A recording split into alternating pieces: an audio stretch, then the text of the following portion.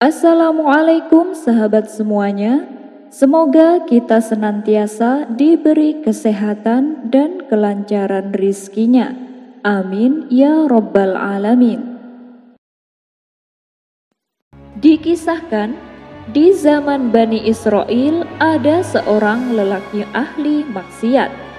Yang sedemikian bejatnya, segala macam maksiat sering ia lakukan, mulai dari mabuk-mabukan, berzina, dan lain sebagainya. Karena banyaknya kemaksiatan yang dilakukan sepanjang hidupnya, membuat masyarakat di sekitarnya sangat membenci dan menjauhinya. Sampai suatu ketika, lelaki tersebut akhirnya meninggal dunia. Namun, tak ada seorang pun yang mau mengurus jenazahnya, meskipun hanya sekedar memandikannya, apalagi sampai menguburkannya layaknya jenazah pada umumnya. Bahkan mirisnya, mayatnya dibiarkan membusuk dan dibuang bagaikan bangkai di tempat pembuangan sampah. Tak diduga tiba-tiba Allah mewahyukan kepada Nabi Musa, "Wahai Musa, pergilah ke kampung si Fulan dan uruslah jenazah si Fulan. Mandikan, kafani, dan kuburkan dia secara layak. Sesungguhnya dia adalah hamba yang aku kasihi." Maka pergilah Nabi Musa menunaikan perintah Allah. Sesampainya di kampung tersebut, Nabi Musa terkejut bukan main, karena jenazah yang ia cari ternyata sudah membusuk di tempat pembuangan sampah. Ketika Nabi Musa bertanya kepada orang-orang kampung, mereka mengatakan bahwa jenazah itu jenazah orang bejat ahli maksiat yang tidak ada kebaikannya sama sekali. Sesaat Nabi Musa terdiam. Bagaimana mungkin wahyu yang ia terima keliru? Atau jangan-jangan ia telah salah orang? Tapi dari mana dan ciri-ciri yang dimaksud sesuai dengan wahyu yang ia terima? Akhirnya Nabi Musa memutuskan untuk mengambil jenazah tersebut. Kemudian dimandikan di suatu tempat, dikafani, disolatkan, dan dimakamkan.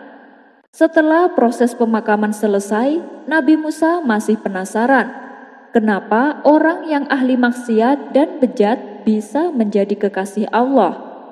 Akibat penasaran dan kebingungannya itu, akhirnya Nabi Musa berdialog dan bertanya lagi kepada Allah, "Ya Rob, tidakkah salah engkau perintahkan aku?" Mereka mengatakan bahwa si Fulan ini adalah seorang ahli maksiat yang tak ada kebaikannya sama sekali.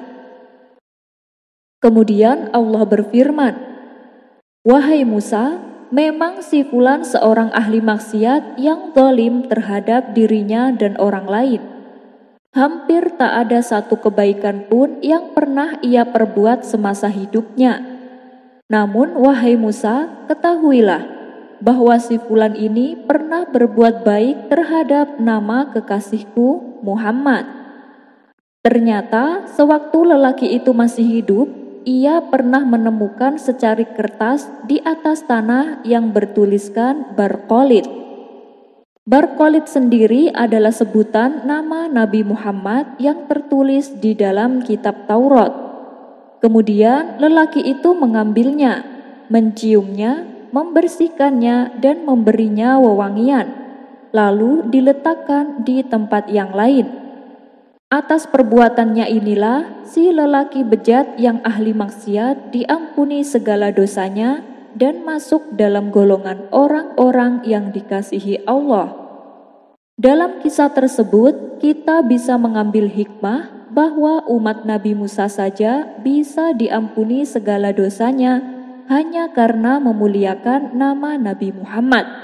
Apalagi kita yang jelas-jelas sebagai umatnya. Maka dari itu, tidak sepantasnya apabila nama Muhammad dijadikan sebagai bahan candaan. Wallahu a'lam bishawab. Kisah selanjutnya. Dikisahkan, ada seorang ulama besar yang tinggal di sebuah desa di negeri Maroko. Beliau adalah Syekh Abu Abdillah Muhammad bin Sulaiman Al-Jazuli Al-Samlali, atau yang lebih dikenal dengan nama Syekh Jazuli. Ia merupakan seorang ulama pengarang kitab Dalailul Khairat. Kala itu desa yang ditempatinya sedang mengalami musim kemarau berkepanjangan. Banyak sungai mengering, sumur-sumur tak lagi mengeluarkan air. Hingga pada suatu ketika, Syekh Jazuli melihat ada seorang wanita mendatangi sumur yang sudah kering. Si wanita kemudian duduk di samping sumur seraya berdoa kepada Allah. Tiba-tiba sumur yang sudah mengering tersebut memancarkan air hingga meluber kemana-mana. Mendapati peristiwa yang menakjubkan ini, Syekh Jazuli menghampiri si wanita. Ia penasaran doa apa yang dipanjatkan sehingga doanya langsung terkabul.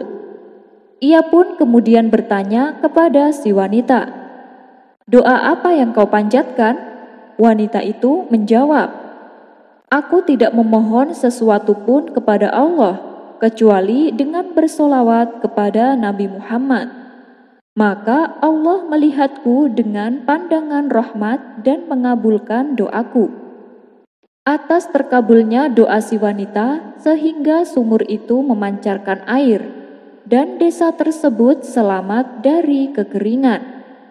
Kejadian tersebut menjadi sebab utama Syekh Jazuli mengarang kitabnya yang berjudul Dalailul Khairat, yang mana kitab tersebut berisi jenis-jenis sholawat yang sangat barokah. Dan kitab tersebut sudah menyebar luas sampai ke penjuru dunia. Wallahu a'lam bishawab. Kisah selanjutnya. Akhir-akhir ini beberapa menteri kerajaan kerap kali memberi kabar yang membuat Baginda Raja senang. Walhasil mereka sering pulang dengan membawa hadiah. Namun setelah Baginda Raja menyuruh orang kepercayaannya untuk menyelidiki kabar tersebut, hampir semuanya tidak benar. Yang ada justru sebaliknya. Baginda Raja pun menjadi geram, karena ternyata beberapa menterinya yang sering memberi kabar baik tapi palsu itu semata-mata hanya mengharap imbalan hadiah dari Baginda Raja. Akhirnya beberapa dari mereka dipecat sebagai menteri dan diganti dengan yang baru. Karena terlalu seringnya mendengar kabar palsu, Baginda Raja pun menjadi kesal. Oleh karenanya, Baginda Raja membuat peraturan baru di istananya. Peraturannya adalah bagi siapa saja yang bisa membawa berita bagus untuk Baginda, maka Baginda akan memberikan hadiah yang sangat besar. Tapi syaratnya kabar itu tidak boleh palsu dan kabar tersebut harus membuat Baginda Raja senang. Jika kabar tersebut palsu atau Baginda tidak menyukainya, maka hukuman pancung akan menantinya. Terbukti ternyata peraturan itu berhasil, sebab dengan adanya peraturan tersebut, sejak saat itu tidak semua orang berani menghadap Baginda Raja, termasuk para menterinya. Namun tidak dengan seorang Abu Nawas. Di saat peraturan itu ditakuti oleh orang-orang, ia justru mendatangi istana dengan tujuan akan menyampaikan kabar yang menarik. Pagi itu Abu Nawas berangkat menuju istana sendirian. Setibanya di gerbang istana, Abu Nawas dihentikan oleh beberapa prajurit penjaga kerajaan. "Ada perlu apa kamu kemari?" tanya prajurit itu kepada Abu Nawas. "Aku ada kabar menarik untuk Baginda Raja," jawab Abu Nawas. Mendengar jawaban Abu Nawas itu, prajurit tersebut terbesit niat jahat dalam pikirannya. Karena prajurit itu yakin kalau Abu Nawas pasti akan mendapatkan hadiah. "Hei Abu Nawas, kamu akan saya izinkan masuk, tapi kamu harus berjanji padaku terlebih dulu," kata prajurit kerajaan. "Janji? Janji apa?" tanya Abu Nawas tidak mengerti. kamu harus berjanji kepadaku. Apapun hadiah yang akan engkau terima, kau harus membagi dua hadiahnya denganku, ujar prajurit tersebut. Oh itu, baiklah, balas Abu Nawas sedikit jengkel. Abu Nawas pun lalu dipersilahkan masuk ke dalam istana. Sementara Abu Nawas merasa dongkol dengan ulah prajurit itu, belum saja dirinya mendapatkan hadiah, tetapi sudah minta jatah saja. Kejengkelan itu akhirnya membuat Abu Nawas ingin memberi pelajaran kepada prajurit tersebut. Setelah masuk istana, Baginda Raja Harun ar-Rasyid merasa senang melihat kehadiran Abu Nawas. Wahai Abu Nawas, mendekatlah kemari. Adakah kabar gembira untukku? Tanya Baginda Raja. Tentu saja dong Baginda, hamba datang kemari pastinya membawa kabar gembira yang akan membuat Baginda senang, jawab Abu Nawas. Tapi ingat Abu Nawas, kalau kamu sampai membawa berita bohong, kamu akan saya hukum pancung, kata Baginda Raja mengingatkan. Ampun Paduka yang mulia, meskipun hamba sering mengerjai Baginda, tapi apakah saya pernah berbohong? Baginda kan tahu sendiri, balas Abu Nawas. Mendengar jawaban Abu Nawas, Baginda Raja pun malah malu sendiri. Memang, walaupun Abu Nawas sering bertingkah konyol, tapi Abu Nawas adalah seseorang yang terkenal akan kejujurannya. Baiklah Abu Nawas, sekarang katakan padaku, kabar apa yang ingin engkau sampaikan? Ucap Baginda Raja. Kemudian Abu Nawas menyampaikan berita yang amat langka dan jarang diketahui oleh masyarakat. Baginda pun merasa sangat senang dan puas dengan kabar tersebut. Wahai Abu Nawas, kali ini tentukan sendiri hadiah mana yang kau inginkan, kata Baginda Raja. Sekilas Abu Nawas melirik hadiah-hadiah yang ditawarkan kepadanya. Namun di luar dugaan, Abu Nawas malah menolaknya.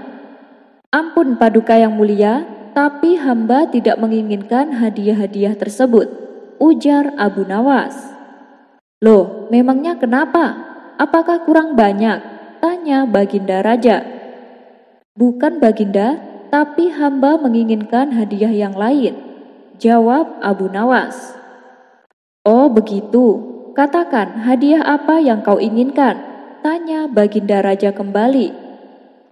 Terima kasih Paduka yang mulia, jika diperkenankan hamba meminta hadiah 100 cambukan saja, jawab Abu Nawas.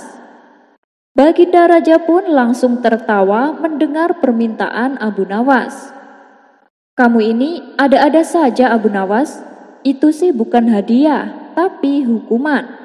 Mana mungkin saya memberi hukuman, sementara kamu membawa kabar yang membuatku senang, kata Baginda sambil tersenyum. Tapi saya menginginkan hadiah dicambuk 100 kali Baginda, ucap Abu Nawas serius. Melihat Abu Nawas yang tampak serius itu, Baginda Raja menangkap ada sesuatu yang tidak beres yang ingin Abu Nawas tunjukkan kepadanya. Dengan sedikit keheranan, Baginda Raja pun akhirnya mengabulkan permintaan Abu Nawas. Lalu Baginda Raja menyuruh para algojo untuk mencambuk Abu Nawas. Hei algojo, cambuk Abu Nawas 100 kali. Tapi ingat, cambuk dengan pelan-pelan saja, jangan sampai menyakitinya, apalagi sampai membekas luka. Perintah Baginda Raja kepada para algojo. Singkatnya, para algojo sudah bersiap dan Abu Nawas dipersilahkan maju. Sesuai dengan arahan Baginda Raja, algojo itu mencambuk Abu Nawas dengan pelan. Namun, tepat pada hitungan ke-50, Abu Nawas berteriak, "Berhenti!" Baginda Raja kaget mendengar teriakan Abu Nawas. Kenapa kamu meminta berhenti Abu Nawas? Bukankah kamu sendiri yang memintanya? Ataukah kamu merasa kesakitan? Tanya Baginda Raja merasa khawatir. Ampun Paduka yang mulia, hamba sama sekali tidak merasakan sakit. Tapi hamba sudah berjanji kepada prajurit penjaga pintu gerbang di depan, jawab Abu Nawas. Memangnya engkau menjanjikan apa kepada prajuritku Abu Nawas? Tanya Baginda Raja heran. Jadi begini Baginda, tadinya prajurit penjaga pintu gerbang telah melarang hamba untuk masuk, kecuali hamba mau berjanji untuk membagi 2 hadiah yang akan hamba terima. Kini hamba mohon kepada Baginda Raja, karena hamba sudah menerima cambukan 50 kali, maka sisa cambukan yang 50-nya lagi diberikan kepada prajurit penjaga tersebut. Kata Abu Nawas menjelaskan maksudnya. Bukan kepalang murkanya Baginda Raja mendengar perkataan Abu Nawas. Tanpa membuang-buang waktu, prajurit itu dipanggil untuk masuk. Hei prajurit, kamu minta hadiah Abu Nawas dibagi 2 kan? Bentak Baginda Raja kepada prajurit itu. Algojo, cambuk dia 50 kali dengan sekeras-kerasnya. Perintah Baginda dengan geram kepada para algojo. Tapi kenapa hamba dihukum cambuk Baginda? Tanya prajurit ketakutan. Karena Abu Nawas minta hadiah dicambuk 100 kali, dan sekarang giliran kamu. Akibatnya prajurit yang mencoba memeras Abu Nawas hampir pingsan dicambuk oleh para algojo. Setelah hukuman selesai dilakukan, Abu Nawas kembali berkata kepada Baginda Raja. Baginda, sebenarnya hamba ada 2 kabar yang ingin hamba sampaikan. Kabar pertama sudah saya sampaikan tadi, dan hadiahnya juga sudah saya bagi 2 dengan prajurit itu. Dan kabar yang kedua yang ingin saya sampaikan pastinya telah membuat Baginda marah. Tapi walau bagaimanapun saya yang akan menanggung semua hadiah ini, meskipun itu berupa hukuman. Loh, kamu itu bagaimana Abu Nawas? Kabarnya saja saya belum dengar, kok aku sudah marah? Tanya Baginda heran. Buktinya barusan saja Baginda marah ketika aku beritahu bahwa ada prajurit Baginda yang suka memeras. Itulah berita kedua yang sudah saya tunjukkan kepada Baginda. Baginda pun tertawa dengan ulah cerdik Abu Nawas itu. Iya, kamu memang pintar Abu Nawas. Baiklah, sekarang silakan pilih hadiah mana yang kau inginkan. Balas Baginda Raja.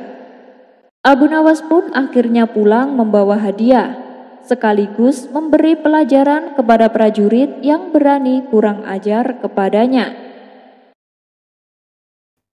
Cara cerdik Abu Nawas mencari celengan yang hilang.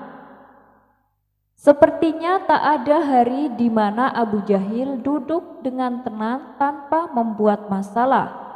Meskipun beberapa kali menanggung malu karena ulahnya sendiri, Abu Jahil tetap tidak ada tobat-tobatnya sedikit pun. Ia selalu berbuat jahil terhadap Abu Nawas. Terlepas keusilannya itu hanya bercanda atau serius, Abu Nawas juga selalu bisa membuat Abu Jahil tak berkutik dan garuk-garuk kepala. Seperti pada kisah berikut ini, yang mana kisah ini bermula ketika Abu Nawas tinggal di rumah terpencil yang berdekatan dengan rumah Abu Jahil. Setiap kali Abu Nawas mendapatkan uang dari menjual kayu yang ia kumpulkan, lalu disembunyikannya di dalam tanah tepat di samping rumahnya. Kapan saja ia butuh uang, Abu Nawas menggali tanah tersebut dan mengambil seperlunya. Kemudian menguburkan lagi sisanya. Hal itu ia lakukan karena memang sudah beberapa kali rumah Abu Nawas dibobol oleh maling. Kalau Abu Nawas menyimpan semua uangnya di dalam rumah, ia khawatir semuanya itu juga akan ludes digondol maling. Suatu malam saat Abu Nawas akan menyembunyikan uang di dalam tanah, diam-diam Abu Jahil mengintip dari balik jendelanya. Ia penasaran dengan apa yang dilakukan oleh tetangganya itu. Ketika Abu Nawas sudah masuk ke dalam rumah, Abu Jahil mendatangi tanah tempat Abu Nawas menyimpan uangnya. Setelah digali, Abu Jahil terkejut melihat banyak sekali uang di dalamnya. Tanpa pikir panjang, ia langsung mengambil semua uang tersebut. Dan esok paginya, saat Abu Nawas akan belanja ke pasar, ia menggali tanah untuk mengambil beberapa keping uang. Namun ternyata seluruh uangnya telah hilang. Kurang ajar, aku harus menemukan siapa pelakunya, pikir Abu Nawas. Kemudian pada sore harinya, Abu Nawas kembali menyimpan uang 5 dirham di dalam tanah seperti biasanya. Setelah malam menjelang, Abu Nawas mengintip dari balik jendela miliknya. Tidak lama berselang, Abu Jahil mendatangi tempat di mana Abu Nawas menyimpan uang itu. Ia menggali tanah tersebut dan mengambil uang 5 dirham di dalamnya. Dari situlah Abu Nawas baru mengetahui ternyata Abu Jahillah pelakunya. Tapi karena tak ingin membuat keributan dan tak ingin mempermalukan Abu Jahil, Abu Nawas mempunyai rencana lain agar uang yang dicurinya bisa kembali lagi. Esok harinya Abu Nawas mendatangi rumah Abu Jahil dan mengajaknya ngobrol. Abu Nawas bersikap seolah-olah sedang tidak kehilangan uang, sehingga membuat Abu Jahil percaya diri dan tidak merasa khawatir. Di tengah-tengah obrolannya, Abu Nawas berkata, "Abu Jahil, aku mau minta tolong, kamu bisa nggak?" Pinta Abu Nawas. "Katakan saja Abu Nawas, apa yang bisa aku lakukan?" tanya Abu Jahil. "Aku minta tolong bantu menghitung uang simpananku Abu Jahil," kata Abu Nawas. "Wah, dengan senang hati Abu Nawas, coba sebutkan jumlah uang simpananmu berapa," balas Abu Jahil. Abu Nawas lalu memberitahu jumlah uang yang ia simpan di dalam peti ada 700 dinar, dan yang ia simpan di lemari ada 300 dinar. Tak lupa juga Abu Nawas menyebutkan uang yang ia pendam di dalam tanah di samping rumahnya yang sejumlah 1000 dinar.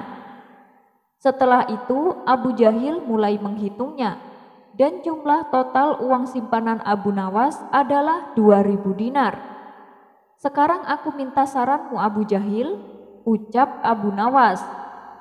"Boleh, katakan saja mau minta saran apa," balas Abu Jahil. "Gini Abu Jahil, nanti malam aku mau menyimpan semua uangku yang 2000 dinar itu di dalam tanah di samping rumah. Gimana menurutmu?" tanya Abu Nawas. "Bagus itu Abu Nawas. Ya sudah, ambil semua uang yang ada di peti dan di lemari, lalu sembunyikan di dalam tanah tersebut menjadi satu," tutur Abu Jahil. "Tapi apa kau yakin itu aman Abu Jahil?" tanya Abu Nawas. "Pasti amanlah Abu Nawas. Kenapa kau khawatir? Kan gak ada orang yang tahu selain kita," ujar Abu Jahil. "Soalnya aku juga belum sempat memeriksa uang yang aku pendam di dalam tanah yang kemarin. Apakah jumlahnya berkurang atau masih utuh?" tutur Abu Nawas. Sejenak Abu Jahil terdiam. Dalam hati ia berkata, "Aku harus segera mengembalikan uang itu, supaya Abu Nawas mau menaruh semua uangnya di situ. Besok malamnya baru aku akan mengambilnya lagi, dan aku pasti mendapat lebih banyak, 2000 dirham." Kemudian Abu Jahil berkata kepada Abu Nawas, "Percaya deh Abu Nawas, uang yang kau pendam di dalam tanah itu pasti masih utuh. Siapa juga yang akan mencurinya?" Mendengar itu, Abu Nawas hanya manggut-manggut, berpura-pura percaya sepenuhnya kepada Abu Jahil. "Baiklah Abu Jahil, nanti malam aku akan periksa dulu uang yang aku pendam kemarin. Kalau jumlahnya masih utuh, baru aku akan simpan semua uangku di situ," balas Abu Nawas.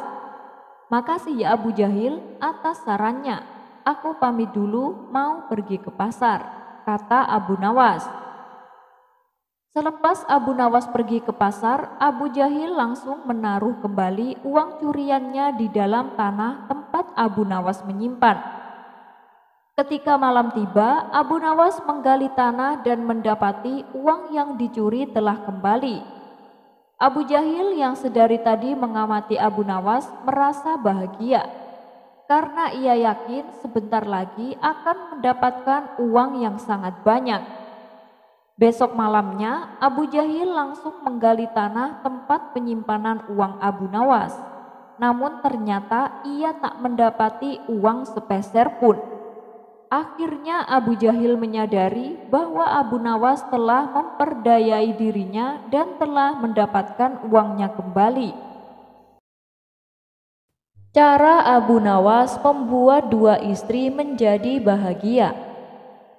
Suatu ketika, Abu Nawas pergi keluar kota untuk menemui sahabat lamanya. Setibanya di sana, Abu Nawas menuju rumah sahabatnya yang ternyata rumah itu sudah tak berpenghuni. Karena tak ingin perjalanannya menjadi sia-sia, Abu Nawas terus mencari keberadaan sahabat lamanya.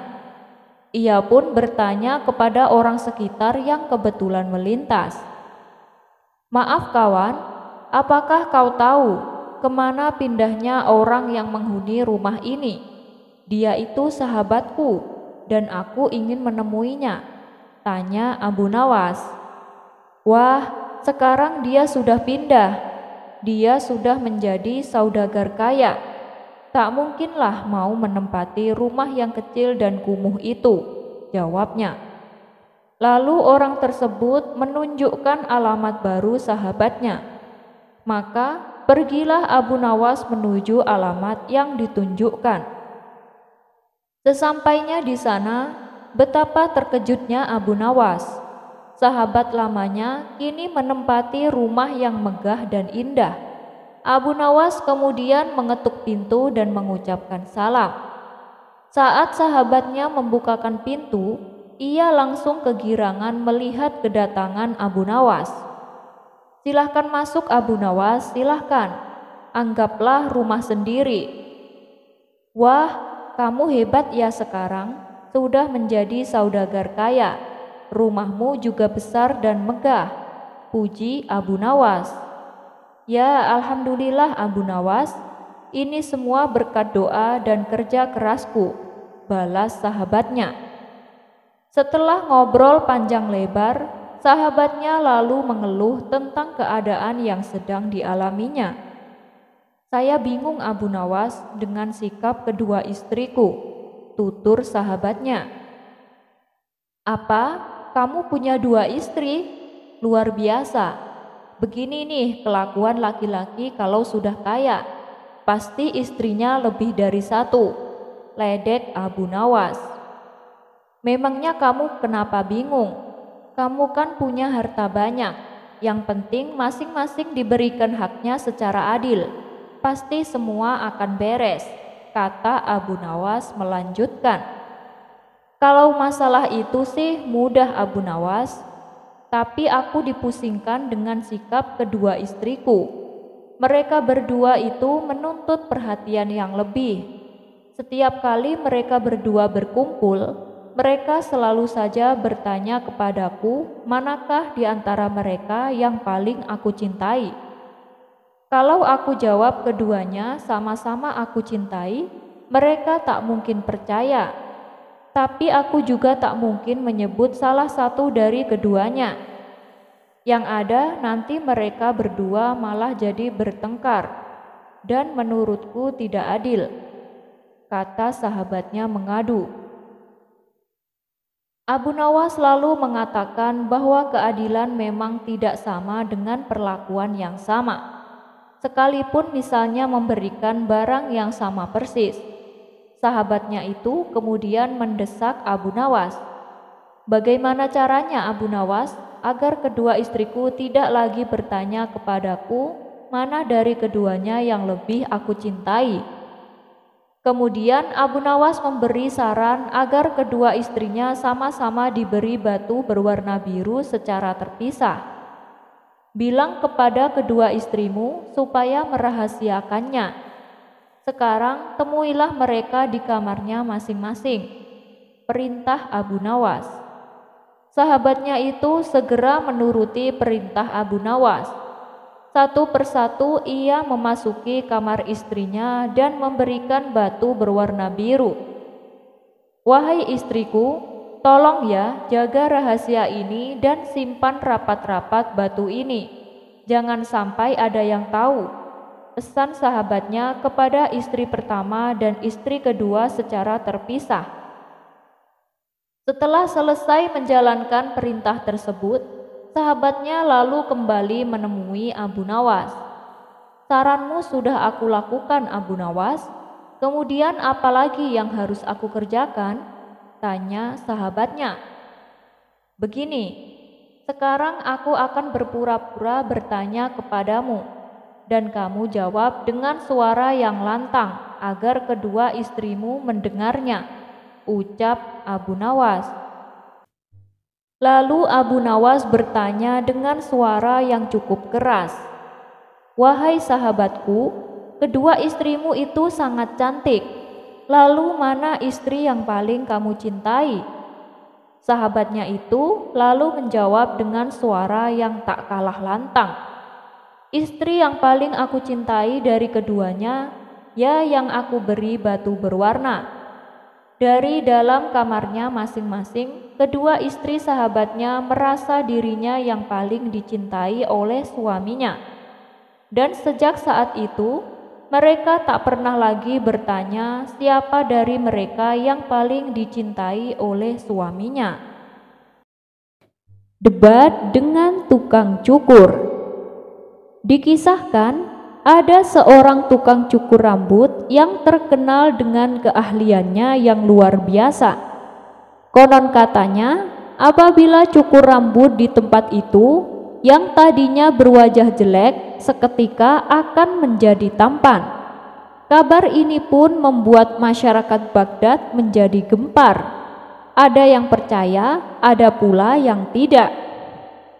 Sementara Abu Nawas yang awalnya tidak mempedulikan kabar tersebut, akhirnya dibuat penasaran juga. Dan untuk membuktikan kebenarannya, Abu Nawas lalu mendatangi si tukang cukur. Setibanya di sana, Abu Nawas langsung disambutnya. "Silahkan masuk, Tuan. Tuan pasti ingin potong rambut ya?" kata si tukang cukur menyambutnya. "Iya, saya dengar kau adalah tukang cukur yang luar biasa. Saya ingin potong rambut supaya kelihatan lebih muda," ujar Abu Nawas. "Baik Tuan, Anda telah datang di tempat yang tepat," timpal si tukang cukur. Setelah si tukang cukur selesai melakukan tugasnya, ia lalu mempersilahkan Abu Nawas untuk berkaca di cermin yang sudah disediakan. Namun Abu Nawas tak melihat ada perubahan pada dirinya. "Penampilanku masih terlihat sama," katanya, "kalau cukur di sini bisa kembali muda. Hanya rambutku yang kini jadi pendek, tapi muka saya masih terlihat tua," protes Abu Nawas. "Maaf Tuan, saya hanya bisa memotong rambut, bukan memotong usia Tuan," jawab si tukang cukur.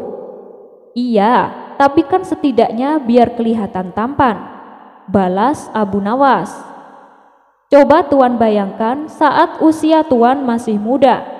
Dengan rambut seperti ini, bukankah Tuan akan kelihatan tampan?" ujar si tukang cukur. Mendengar alasan tersebut, Abu Nawas pun hanya tersenyum.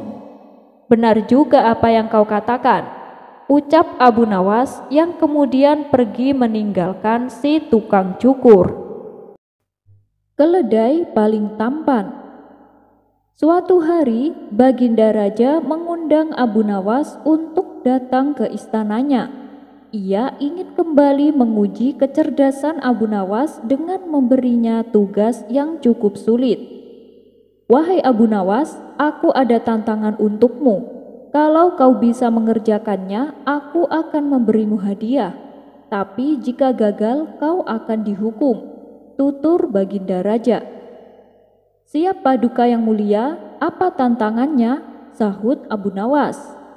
Belikan aku keledai yang paling tampan dan rupawan, perintah Baginda Raja. Oh, cuma itu. Lalu hadiah apa yang aku dapatkan bila berhasil mewujudkannya? Dan hukuman apa yang akan aku terima bila gagal melakukannya? Tanya Abu Nawas. Bila berhasil, keledainya aku berikan untukmu.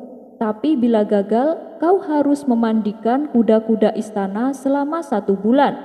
Bagaimana Abu Nawas? Terang Baginda Raja. Tapi saya tidak punya uang Paduka, karena keledai tampan harganya sangat mahal, ujar Abu Nawas. Berapa uang yang kau butuhkan? Tanya Baginda Raja. 1000 dinar saya rasa cukup Paduka, jawab Abu Nawas. Maka setelah Baginda Raja memberikan uangnya, Abu Nawas segera pergi ke pasar untuk mencari keledai yang paling tampan. Namun saat di tengah perjalanan, terbesit ide konyol di benak Abu Nawas. Bukannya melanjutkan perjalanan, ia malah memilih pulang ke rumahnya. Kemudian Abu Nawas mengambil keledai miliknya dan dibawanya ke istana. Melihat keledainya jelek dan kurus, Baginda Raja menjadi emosi. Hei Abu Nawas, yang saya minta keledai tampan dan rupawan. Mengapa kau bawa keledai ini? Tanya Baginda Raja. Dengan entengnya Abu Nawas menjawab, begini Paduka yang mulia, semua keledai di pasar sangat tampan dan rupawan. Saya takut jika saya membawa keledai yang terlalu tampan, orang-orang akan berpikir bahwa ketampanan keledai itu melebihi ketampanan Paduka yang mulia. Mendengar hal itu, spontan Baginda Raja tertawa terpingkal-pingkal. Karena berhasil menghibur Baginda Raja, ia pun tak jadi menghukum Abu Nawas. Dan dia disuruh membawa pulang keledainya. Berkat kecerdikannya, Abu Nawas mendapat 2 keuntungan.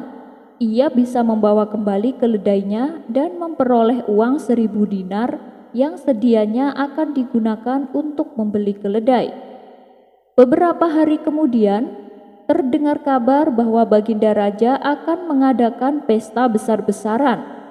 Abu Nawas yang selalu ingin hadir dalam pesta tersebut merasa senang dan segera bersiap-siap.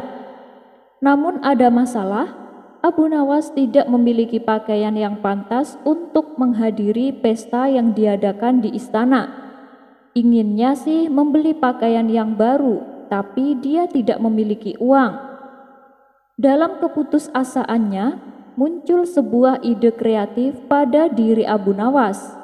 Dia mengambil selembar kain yang telah lama dia simpan. Kain tersebut sudah usang dan tidak terawat. Kemudian ia memotong kain itu menjadi 2 bagian. Potongan pertama ia gunakan sebagai sorban di kepalanya, sedangkan potongan kedua ia kenakan sebagai jubah. Dengan penampilan yang agak aneh, Abu Nawas pun pergi ke istana untuk menghadiri pesta. Ketika dia tiba di sana, semua orang yang hadir mulai tertawa melihat penampilannya yang aneh itu. Mereka tidak percaya bahwa Abu Nawas berani datang dengan penampilan seperti itu di depan raja. Baginda Raja sendiri juga ikut tertawa terpingkal-pingkal. Sementara Abu Nawas justru menjadi heran, karena ia merasa tak ada yang lucu dengan penampilannya. Ia bahkan penuh percaya diri dengan jubah dan sorban yang dikenakannya, tapi ternyata malah mengundang gelak tawa. Hal ini membuat Abu Nawas sangat dongkol. Adapun Baginda Raja melihat sesuatu yang lain dalam tindak Abu Nawas ini. Dia tahu bahwa Abu Nawas adalah seorang yang cerdas dan berbakat dalam membuat puisi dan lelucon. Wahai Abu Nawas, kau telah menghibur kami semua hari ini. Kami sangat senang dengan penampilanmu yang unik ini. Tolong ceritakan kepada kami tentang kisah-kisah lucu yang akan membuat kita tertawa, pinta Baginda Raja. Tentu saja permintaan Baginda Raja tak bisa Abu Nawas penuhi.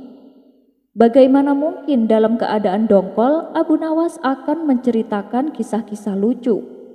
Namun kalau ia tidak menuruti permintaan raja, ia khawatir akan dihukum. Kemudian dengan ketus Abu Nawas berkata, "Tentu wahai Paduka yang mulia, tetapi semua cerita lelucon saya hanya bisa dimengerti oleh orang-orang yang bijak. Jika saya menceritakan lelucon ini di depan semua orang, mereka mungkin tidak akan mengerti Paduka," ujar Abu Nawas. Mendengar hal itu, Baginda Raja dan semua tamu undangan tertawa lebih keras lagi. Inilah cara Abu Nawas untuk menghindari memberikan cerita lucu yang tak mungkin ia lakukan karena suasana hati yang sedang emosi. Baginda Raja kemudian memberikan hadiah sebagai penghargaan atas hiburannya. Kisah selanjutnya.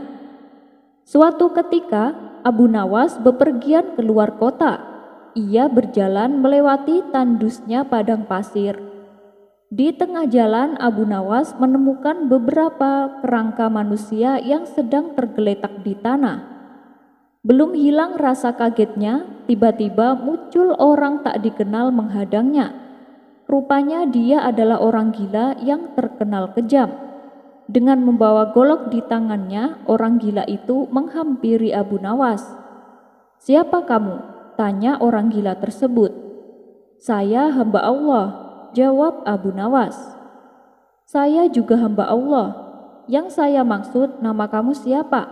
bentak orang gila mulai emosi. "Nama saya Abu Nawas," jawab Abu Nawas dengan tenang. "Apakah kamu orang berilmu?" tanya orang gila itu kembali. "Iya, saya orang yang berilmu," jawab Abu Nawas. "Baguslah, kamu lihat kerangka-kerangka di depanmu itu. Mereka adalah orang-orang yang aku bunuh karena mereka tidak bisa menjawab pertanyaanku," ujar orang gila tersebut. "Dan kali ini adalah giliranmu. Kalau kamu tidak bisa menjawab pertanyaanku, maka nasibmu akan sama. Kamu akan mati di tanganku," ujar orang gila itu. "Apa pertanyaanmu?" tanya Abu Nawas.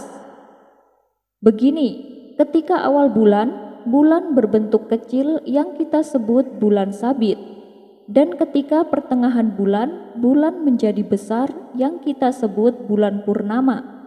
Tapi ketika akhir bulan kembali menjadi kecil yang kita sebut bulan sabit.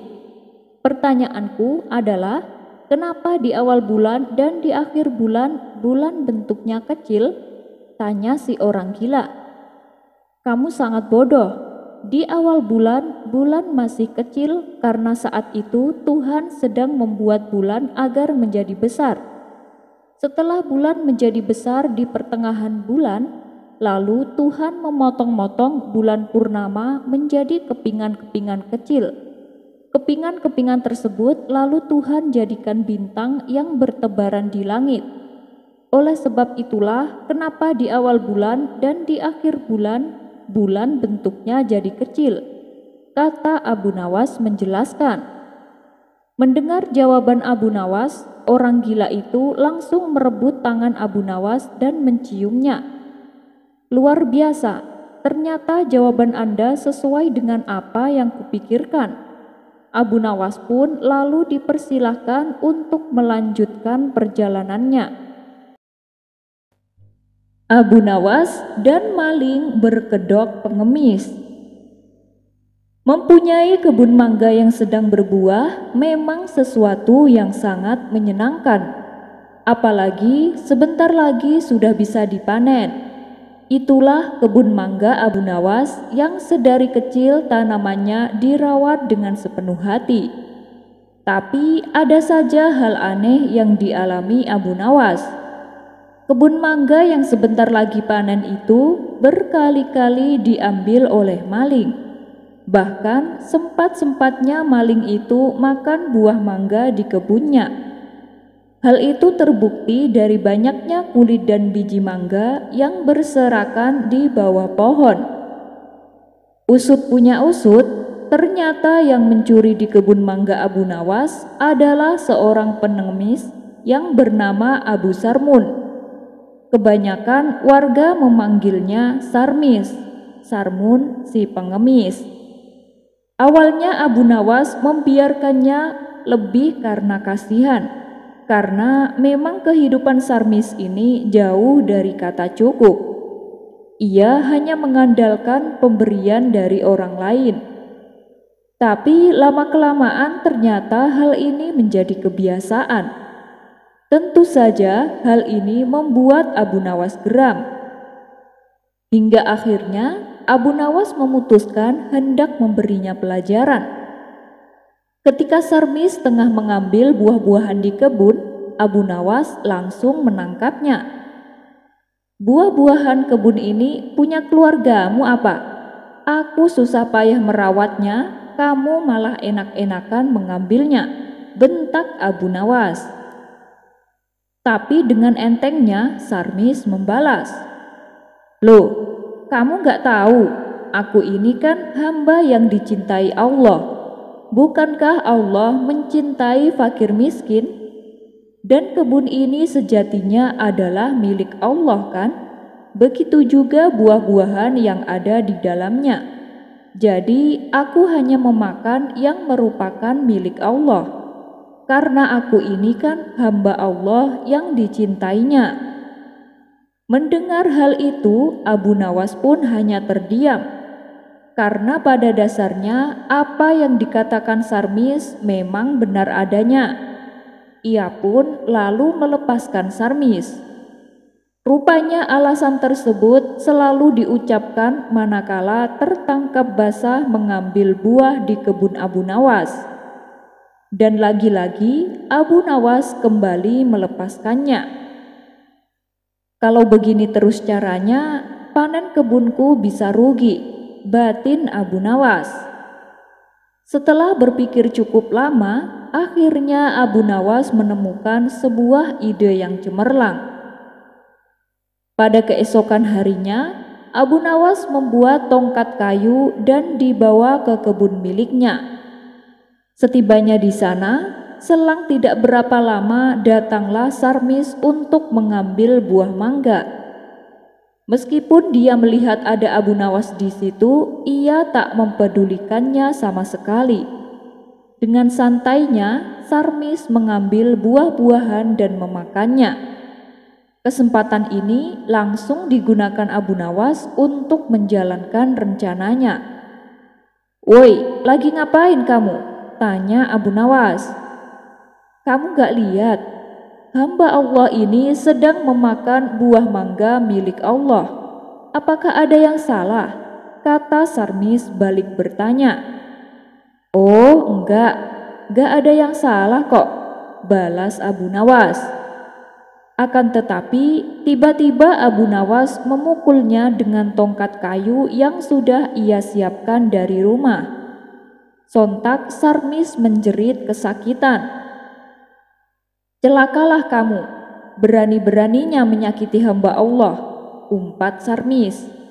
Abu Nawas pun membalas, Lo, aku kan memukul hamba Allah dengan tongkat kayu dari pohon Allah, karena inilah tugasku menjaga kebun milik Allah." Sarmis tak mau kalah. "Tapi aku kan hamba yang dicintai Allah," ujar Sarmis. Namun Abu Nawas juga tak kehilangan akal. "Memang Allah sudah memberi izin padamu? Oh, atau perlu aku bantu kamu berjumpa dengan Allah, biar kamu bisa minta izin langsung padanya?" kata Abu Nawas. "Gimana caranya?" tanya Sarmis heran. "Itu sih gampang. Kamu tunggu di sini. Aku ngambil pedang dulu di rumah untuk menebas batang lehermu," jawab Abu Nawas. Mendengar hal itu, Sarmis pun kini tak bisa berkata-kata. "Hei Sarmis, dengar ya, kalau kamu ulangi lagi, aku tak segan-segan membuatmu minta izin pada Allah langsung," ancam Abu Nawas. Sarmis pun langsung lari terpontang-panting ketakutan. Dan sejak saat itu, Sarmis tak pernah lagi mengambil buah-buahan di kebun milik Abu Nawas. Sekian dulu perjumpaan kita kali ini. Sampai bertemu lagi di kisah selanjutnya. Terima kasih yang sudah subscribe dan setia menonton channel ini. Wassalamualaikum warahmatullahi wabarakatuh.